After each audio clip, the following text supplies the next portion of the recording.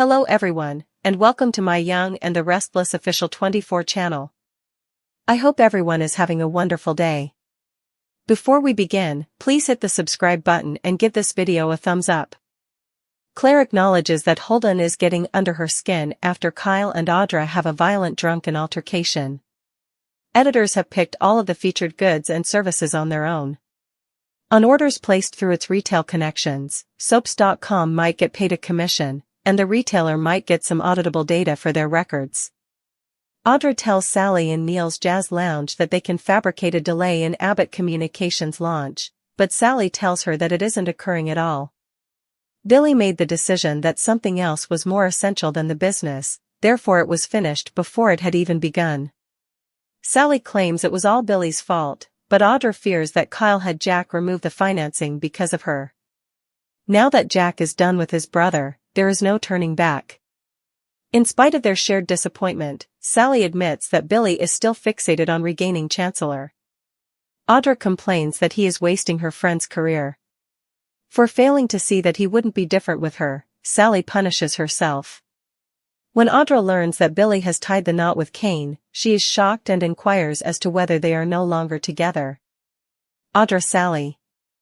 Will Kyle and Claire's relationship worsen? After ordering his whiskey, Kyle joins Victoria at Society after spotting her. He immediately begins to gripe about not being able to get back on track with Claire. Claire and Holden are conversing on the patio at Crimson Lights in the meantime. Since he doesn't go for Los Angeles until tomorrow, he has the entire evening to listen. Kyle constantly comparing himself to a train at Society, telling Victoria that something keeps getting in the way of him and Claire. Victoria informs him that he made some bad decisions after she manages to speak edgewise. He accuses Victor of pursuing him with Audra. Victoria clucks that love isn't a game and that you don't make moves to win when she learns that Kyle has invited Claire to Paris. Kyle confesses that he feels Claire is trying to find reasons why this won't work. Victoria Kyle. Claire bemoans Kyle's constant mishaps to Holden over at Crimson Lights. Holden invites her to join him in Los Angeles and advises her to step back for a moment to get perspective. His attraction in her is questioned by Claire. Holden maintains that the other night in the park, he wasn't trying to court her. That's disappointing, she jokes. Holden doesn't want to make things more complicated and appreciates the fact that she is in a relationship. On the other hand, he encourages her to accompany him to Los Angeles. Holden, Claire. Though she feels compelled to concentrate on Kyle, Claire is tempted. Given her boyfriend's feelings for Holden, leaving with him wouldn't improve the problem. Novak says he understands, but he is disappointed. After recounting how she discovered Claire was her daughter, Victoria counsels Kyle to fight for their love and show her what's in his heart at Society. As Claire and Holden enter, Holden attracts Victoria and annoys Kyle, who requests to talk to his girlfriend alone. Kyle skulks out after she rejects him. Goodbye, shouts Holden. Victoria Kyle. Claire informs Victoria that she wasn't pleased to see Kyle sitting next to her as Holden goes to the bar to place an order for dinner. Are you angry with me now? Victoria frowns. She clarifies that Kyle was merely seeking guidance. Claire acknowledges that she is purposefully ignoring him because she is unable to get past what transpired. Victoria Claire. Claire tells her mother that Holden is starting to irritate her after glancing at him. Victoria acknowledges his charisma and good looks. Before committing to one person for the rest of her life, Claire believes she might need to live a little longer.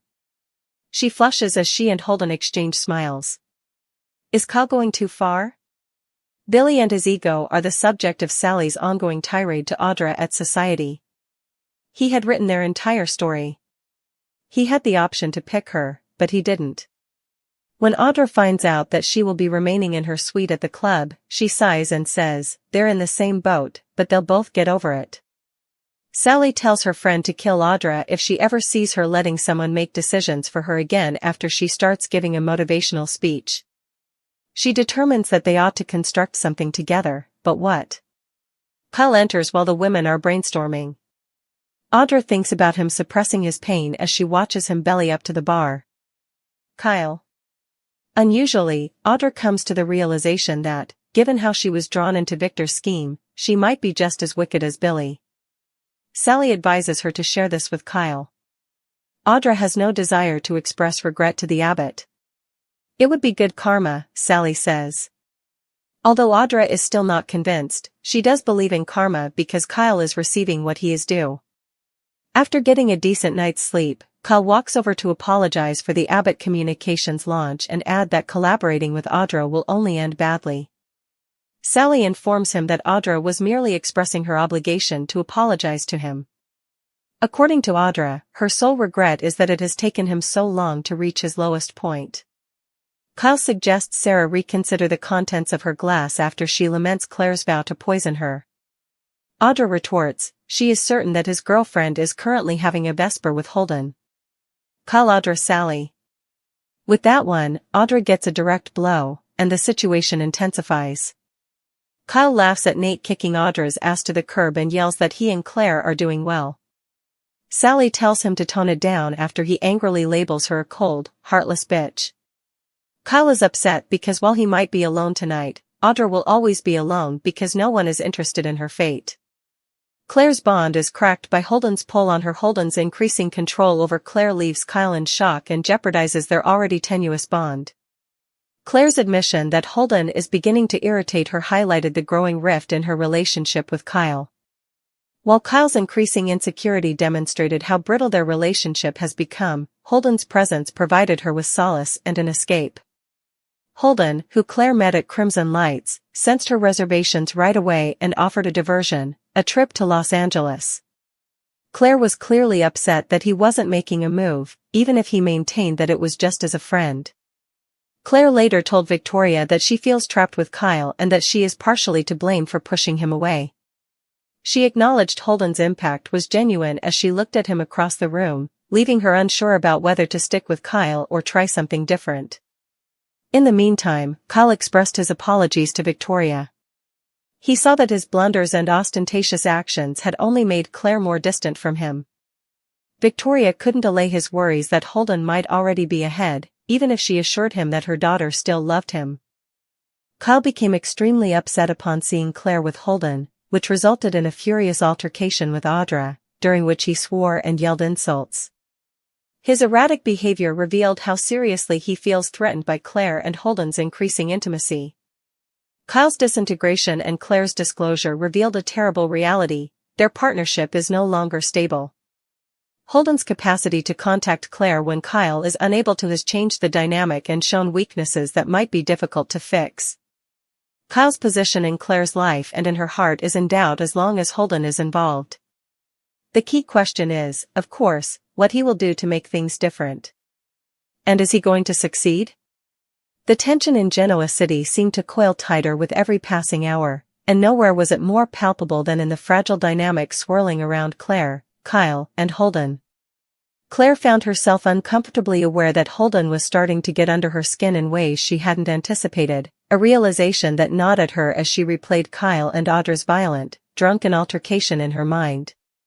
The scene had left a bitter taste, the kind that clung to her thoughts long after the encounter had ended, and it amplified her inner turmoil about her own choices and desires. At the heart of it all was the collision of loyalty, attraction, and the messy web of miscommunication that had become a signature of her life in Genoa City. She had gone to Neil's jazz lounge with Audra to vent and seek clarity, only to find herself wading through yet another layer of complexity when Audra confided in Sally that they could fabricate a delay in Abbott Communications' launch. Sally, pragmatic and increasingly cynical, countered that the launch wasn't happening at all. Billy had already decided that some other endeavor was more essential, effectively shutting down what had never fully begun. The air in the lounge was thick with disappointment, and Sally was quick to pin the blame squarely on Billy, whose fixation on regaining control of Chancellor had left a wake of collateral damage. Audra, more nuanced in her assessment, worried that Kyle might have influenced Jack to remove the financing for her project, leaving her stranded and disillusioned. Even with Jack's decision finalized, there was no turning back, and the shared disappointment between the women became a mirror reflecting how personal and professional ambitions could collide with devastating consequences. Amidst the tangled web of frustration and betrayal, Sally admitted that Billy's relentless drive had left him blind to the realities around him, particularly the damage he inflicted on the careers and hearts of those who cared about him. Audra, caught between loyalty and her own conscience, couldn't help but be shocked when she learned that Billy had married Kane, prompting her to question whether their relationship had truly ended or if another layer of deception was unfolding right before her eyes. Meanwhile, across the city at Society, Kyle nursed a glass of whiskey, restless and increasingly aware of the widening chasm between him and Claire. Spotting Victoria, he joined her and began to vent about the relentless string of setbacks in his relationship with Claire. His frustrations poured out as he described the near-constant obstacles that seemed to prevent him from reconnecting with her, the failures and missteps that left him feeling as though he were perpetually derailed, like a train careening off its tracks. Victoria, ever the voice of reason and maternal guidance, managed to interject, pointing out that many of Kyle's decisions had been poorly judged, and that pursuing love like a game or strategizing to win Claire's affection would only exacerbate the problem. Kyle's confession was honest and raw. He sensed that Claire was searching for reasons why their relationship might fail, a notion that filled him with both fear and frustration. Across town, Claire found herself confiding in Holden at Crimson Lights, revealing the constant litany of Kyle's mishaps that had left her questioning the foundation of their love. Holden, sensing her inner conflict, extended an invitation to accompany him to Los Angeles, a gesture framed as friendly advice but laden with subtle promise. He encouraged her to step back, gain perspective, and allow herself the freedom to breathe, though he was careful to maintain that he wasn't attempting to court her romantically. Claire's response, a teasing acknowledgement that his restraint was disappointing, revealed her awareness of the magnetism she felt toward him, a force she knew complicated her commitment to Kyle. Holden's insistence that he didn't want to make things more complicated was genuine, yet it only heightened the tension Claire felt. The more he offered her solace and escape, the more she questioned the stability of the relationship she had with Kyle. In the shadows of these emotional entanglements, Victoria counseled Kyle to fight for his love, urging him to show Claire what was truly in his heart. Her guidance came at a pivotal moment, as Claire and Holden's proximity and shared understanding highlighted the fragility of Kyle's position. When Holden, with his casual charm and attentiveness, entered Society, he drew Victoria's attention and provoked visible agitation in Kyle, who immediately sought a private conversation with Claire. Her rejection, coupled with Holden's triumphant yet restrained departure, underscored the subtle but growing fracture in her bond with Kyle. Across the room, Claire admitted to Victoria that seeing Kyle so close to Holden had been unsettling, leaving her consciously ignoring him even as she grappled with her own feelings. She confessed that Holden's presence, though irritating, also offered a peculiar comfort, a paradox she couldn't resolve. Victoria, perceptive as ever, noted his charisma and the undeniable allure he exerted, recognizing that her daughter might need the breadth of experience before fully committing to a singular path in life. As Holden and Claire exchanged smiles, fleeting yet loaded with implication, Claire's internal conflict became increasingly apparent, a tug-of-war between the familiar, steady yet flawed love she had with Kyle, and the tempting, soothing attentiveness of Holden, who seemed to fill the voids Kyle's errors had created. Meanwhile, at Society, the tension between ambition and ego manifested in a different form, as Sally continued her tirade about Billy's choices to Audra. She lamented how Billy had written the trajectory of their professional and personal lives without consideration for the collateral damage left in his wake. Audra, reflecting on her own entanglement with Victor's schemes, realized she might not be entirely innocent in the chaos around her, recognizing that her actions, though intended to protect and navigate, had consequences of their own. Sally urged Audra to reconcile her missteps with Kyle, framing it as an act of karmic responsibility.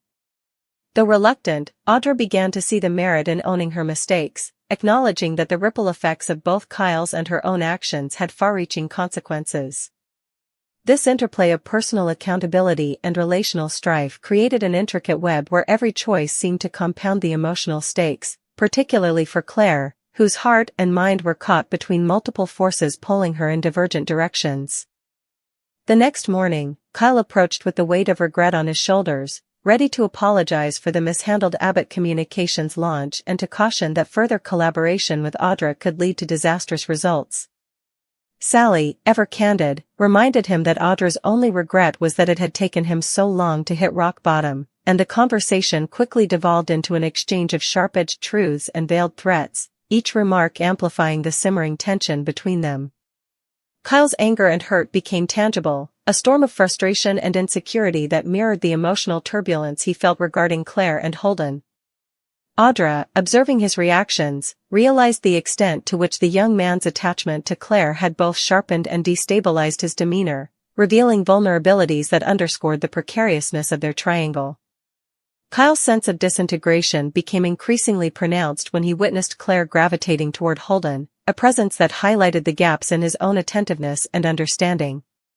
His tirades, punctuated by insults and rash accusations, revealed the deep-seated fear that the bond he cherished with Claire was slipping through his fingers, manipulated by forces, both internal and external, beyond his control. In the midst of these intersecting dramas, Claire's acknowledgement of Holden's growing influence served as a catalyst for self-reflection and unease. She realized that, while her intention was to prioritize Kyle and stabilize their relationship, Holden's pull was undeniable, a subtle but potent force that challenged her perceptions and stirred emotions she had long attempted to suppress.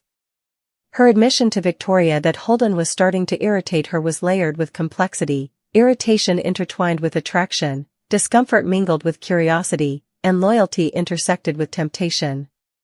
Victoria, ever perceptive, noted that Claire's feelings were far from simple, and that the challenge lay not in choosing between two men, but in understanding the depth of her own heart and what she truly desired from a partnership. Meanwhile, Kyle's position grew increasingly tenuous, his sense of agency undermined by the contrast between his own missteps and Holden's ease of access to Claire's attention and affection.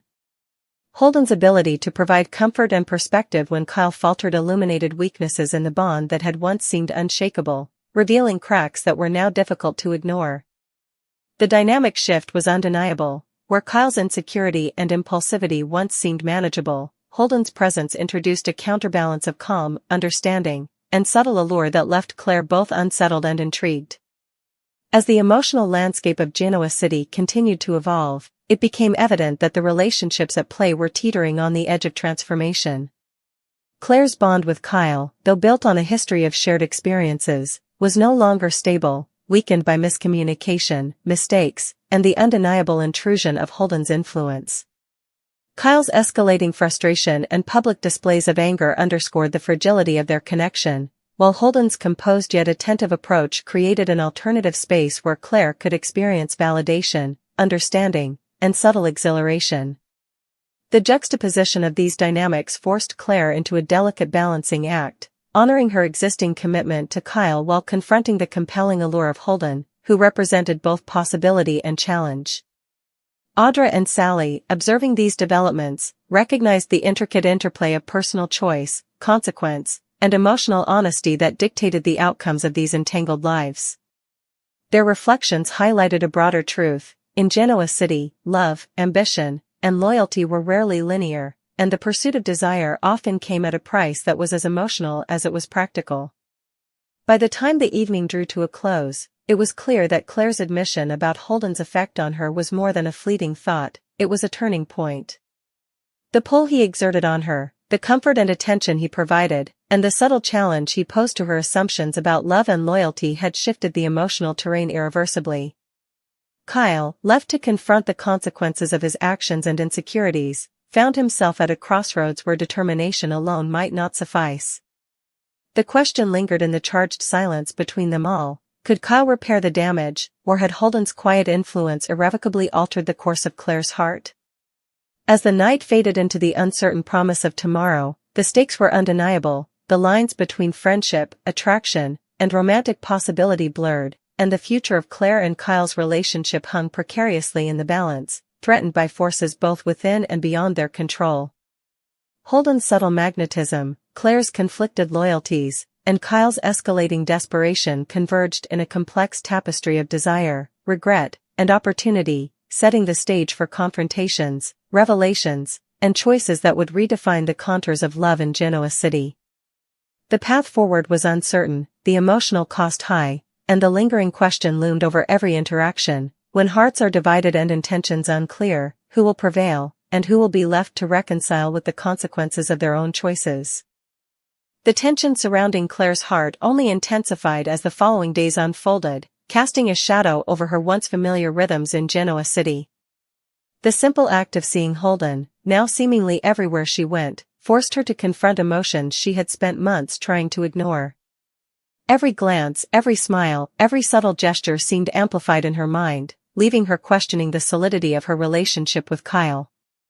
The irony was not lost on her. She had spent so much time trying to build stability with Kyle, carefully navigating the complexities of their family entanglements, their professional lives, and the unspoken history that bound them, only to find that a single presence, Holden, could unravel so much of what she thought was secure.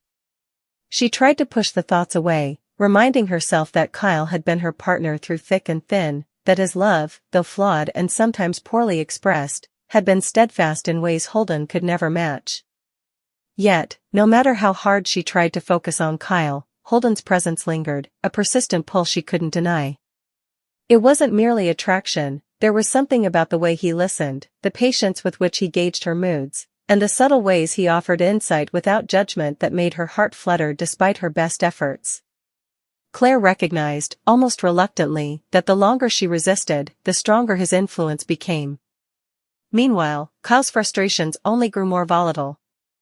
Observing Claire's distracted demeanor, he misread every hesitation and every quiet smile as a personal failing, a reflection of his inability to provide the security and stability he desperately wanted to. The incident with Audra only exacerbated the situation, leaving him feeling betrayed and isolated. When Kyle confronted Audra at society, his anger bubbled over, words dripping with sharpness and accusation. "You think you know what's best for her?" he yelled, his voice echoing across the bar. "You think you can step in and guide her choices better than I can?" Audra,